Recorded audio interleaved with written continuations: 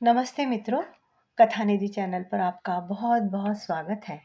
हमारी आज की कहानी का नाम है चादर।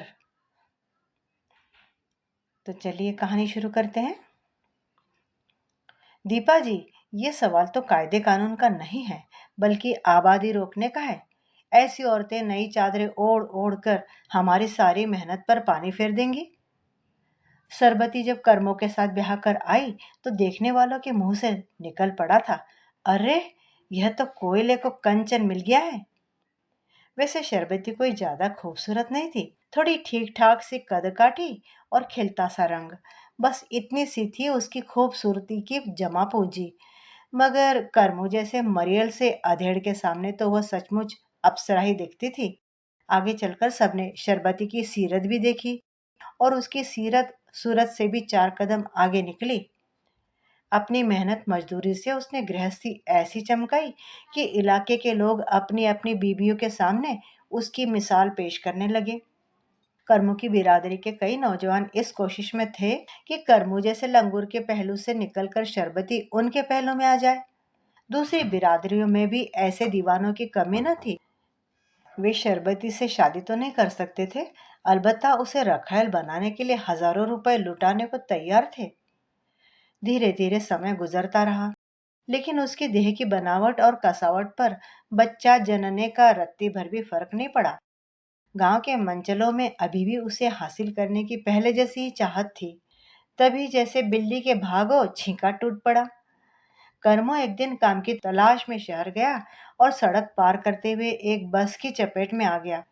बस के भारी भरकम पहियों ने उसके कमजोर काया को चपाती की तरह बेल कर रख दिया था। कर्मों के क्रियाक्रम के दौरान गांव के सारे मंचलों में शरबती की हमदर्दी हासिल करने की होड़ लगी रही। वह चाहती तो पति की 13वीं को यादगार बना सकती थी। गांव के सभी साहूकारों ने शरबती की जवानी की जमानत पर थैलियों के मुंह खोल रखे थे, मगर उसने वफादारी कायम रखना ही पति के प्रति सच्ची श्रद्धांजलि समझते हुए सब कुछ बहुत किफायत से निपटा दिया। शरबती की पहाड़ सी विधवा जिंदगी को देखते हुए गांव के बुजुर्गों ने उसे किसी का हाथ थाम लेने की सलाह दी, मगर उसने किसी की भी बात पर कान नहीं देते हुए कहा, मेरा मर्द चला गया तो क्या, वह बेटे का सहारा तो दे ही गया है मुझे। बेटे को पालने पोसने के बहाने ही जिंदगी कट जाएगी मेरी। वक्त का परिंदा फिर अपनी रफ्तार से उड़ चला। शरबती का बेटा गबरू अब गांव के प्राइमरी स्कूल में पढ़ने जाने लगा था और शरबती मंचलों से खुद को बचाते हुए उसके बेहतर भविष्य के लिए मेहनत मजदूरी करने में जुटी हुई थी। उन्हीं दिनों उस इलाके में परिवार नियोजन के लिए नसबंदी कैंप लगा। टारगेट पूरा न हो सकने के चलते जिला प्रशासन ने ऑपरेशन कराने वाले को 1 एकड़ खेती बाड़ी लायक जमीन देने की पेशकश की। 1 एकड़ जमीन मिलने की बात शरबती के कानों में भी पड़ी। उसने गबरू का भविष्य संभालने का यह अच्छा मौका देखा। ज्यादा पूछताछ करती तो किससे करती, जिससे भी जरा सा बोल देती वही गले पड़ने लगता, जो बोलते देखता वह बदनाम करने की धमकी देता। इसलिए निश्चित दिन वह कैंप में ही जा पहुंची। शरबती का भोलापन देखकर कैंप के अफसर हंसे। कैंप इंचार्ज बोला, एक विधवा से देश की आबादी बढ़ने का खतरा कैसे हो सकता है। कैंप के इंचार्ज का टकासा जवाब सुनकर गबरू के भविष्य को लेकर देखे गए शरबती के सारे सपने बिखर गए। बाहर जाने के लिए उसके पैर नहीं उठे तो वह सिर पकड़कर वहीं बैठ गई। तभी एक अधेड़ कैंप इंचार्ज के पास आकर बोला, सर, आपके लोग मेरा ऑपरेशन नहीं कर रहे हैं। क्यों क्यों नहीं कर रहे। कहते हैं कि मैं अपात्र हूँ। क्या नाम है तुम्हारा, किस गांव में रहते हो। सर, मेरा नाम केदार है, मैं टमका खेड़ा गांव में रहता हूँ। कैंप इंचार्ज ने टेलीफोन पर एक नंबर मिलाया और उस अधेड़ के बारे में पूछताछ करने लगा। फिर उसने केदार से पूछा, क्या ये सच है कि तुम्हारी बीवी पिछले महीने मर चुकी है। हाँ सर। फिर तुम्हें ऑपरेशन की क्या जरूरत है, बेवकूफ समझते हो हमको, चलो भागो। केदार सिर झुकाकर वहां से चल पड़ा। शरबती भी उसके पीछे पीछे बाहर निकल आई। उसके करीब जाकर शरबती ने धीरे से पूछा, कितने बच्चे हैं तुम्हारे। एक लड़का है, सोचा था 1 एकड़ खेत मिल गया तो उसकी जिंदगी ठीक ठाक गुजर जाएगी। मेरा भी एक लड़का है, मुझे भी मना कर दिया गया। ऐसा करो, तुम एक नई चादर ले आओ। केदार ने एक नज़र उसे देखा, फिर वहीं ठहरने को कहकर वह कस्बे के बाजार चला गया और वहां से एक नई चादर, थोड़ा सा सिंदूर, हरी चूड़ियां और बिछिया वगैरह ले आया। थोड़ी देर बाद वे दोनों कैंप इंचार्ज के पास खड़े थे। केदार ने कहा, हम लोग भी ऑपरेशन कराना चाहते हैं साहब। अफसर ने दोनों पर एक गहरी नजर डालते हुए कहा, मेरा ख्याल है कि अभी कुछ घंटे पहले ही मैंने तुम्हें कुछ समझाया था। शरबती ने शर्माते हुए कहा, साहब, अब केदार ने मुझ पर नई चादर डाल दी है। नई चादर? कैंप इंचार्ज ने न समझने वाले अंदाज में पास में ही बैठी एक जन प्रतिनिधि दीपा की ओर देखा। सर, इस इलाके में किसी विधवा या छोड़ी गई औरत के साथ शादी करने के लिए उस पर नई चादर डाली जाती है। कहीं कहीं इसे धरौना करना या घर बिठाना भी कहा जाता है, उस जन प्रतिनिधि दीपा ने बताया। ओह! कैंप इंचार्ज ने घंटी बजाकर चपरासी को बुलाया और कहा, इस आदमी को ले जाओ, अब यह अपात्र नहीं है, इसकी नसबंदी करवा दे। हाँ, तुम्हारा क्या नाम है? शरबती, तुम कल फिर यहाँ आना। कल दूरबीन विधि से तुम्हारा भी ऑपरेशन हो जाएगा। लेकिन साहब, मुझे भी 1 एकड़ जमीन मिलेगी ना? हाँ हाँ, जरूर मिलेगी। हम तुम्हारे लिए तीसरी चादर ओढ़ने की गुंजाइश कतई नहीं छोड़ेंगे। शरबती नमस्ते कहकर खुश होते हुए कैंप से बाहर निकल गई। तब उस जनप्रतिनिधि दीपा ने कहा, सर, आपने एक मामूली औरत के लिए कायदा ही बदल दिया। दीपा जी, ये सवाल तो कायदे कानून का नहीं, आबादी रोकने का है। ऐसी औरतें नई चादरें ओढ़कर हमारी सारी मेहनत पर पानी फेर देंगी। मैं आज ही ऐसी औरत को तलाशने का काम शुरू कराता हूँ। उन्होंने फौरन मातहतों को फोन पर कुछ निर्देश देने शुरू कर दिए। दूसरे दिन शरबती कैंप में पहुंची तो वहां मौजूद कई दूसरी औरतों के साथ उसका भी दूरबीन विधि से नसबंदी ऑपरेशन हो गया। कैंप की एम्बुलेंस पर सवार होते समय उसे केदार मिला और बोला, शरबती, मेरे घर चले? तुम्हें कुछ दिन देखभाल की जरूरत होगी। नहीं जी, मेरी देखभाल के लिए गबरू है ना। मेरा भी तो फर्ज बनता है।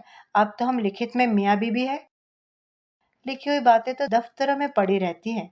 तुम्हारा अगर यही रवैया रहा तो तुम 1 बीघा जमीन भी नहीं पाओगी। नुकसान तुम्हारा भी बराबर होगा।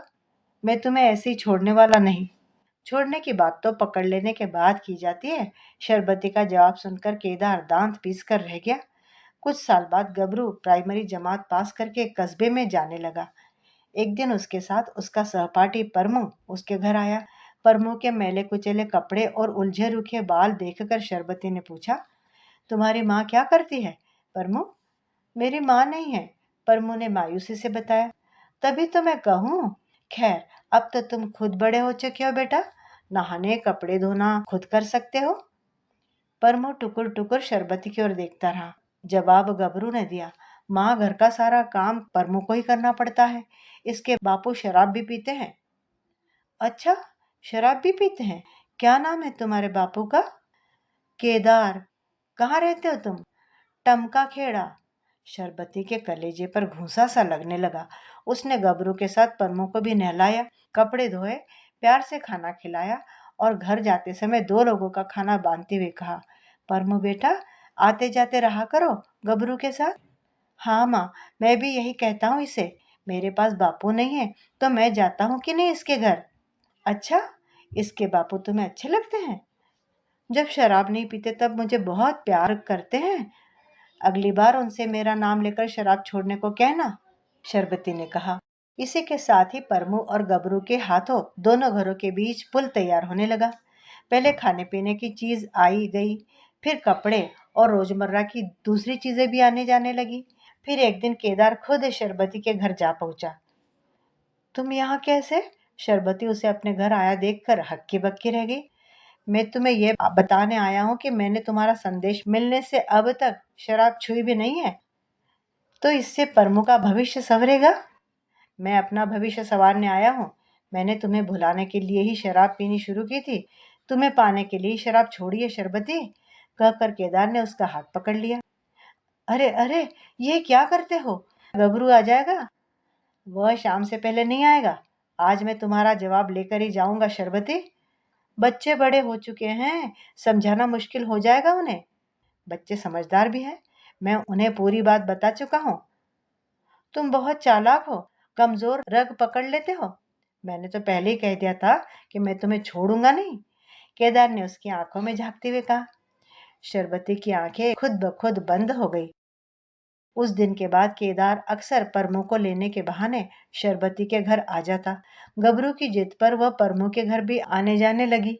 अब दोनों रात में भी एक दूसरे के घर में रुकने लगे तो दोनों गांव के लोग जान गए कि केदार ने शरबती पर नई चादर डाल दी है। परमो, गबरू और केदार बहुत खुश थे। खुश तो शरबती भी कम नहीं थी, मगर उसे कभी कभी बहुत अचंभा होता था कि वह अपने पहले पति को भूलकर केदार की पकड़ में आ कैसे गई। मित्रों, अभी आप यह लघु कथा सुन रहे थे, चादर। उम्मीद करती हूँ कि लघु कथा आपको पसंद आई होगी। दोनों ही स्त्री पुरुषों ने एक एक बीघा खेत की जमीन पाने के लिए कैसे जुगत लगाई, और केवल जुगत लगकर नहीं रह गई, उन दोनों का भविष्य भी कुछ सालों में सुधर ही गया। दोनों के बच्चों को भी माँ बाप मिल गए। उम्मीद करती हूँ कि कहानी आपको अच्छी लगी होगी। कहानी के बारे में अपनी राय भी कमेंट बॉक्स में ज़रूर लिखिए। चैनल पर नए हो तो चैनल को सब्सक्राइब भी ज़रूर कर लीजिए। मिलती हूँ जल्दी ही एक और अच्छी सी कहानी के साथ। तब तक विदा। आपका दिन शुभ हो।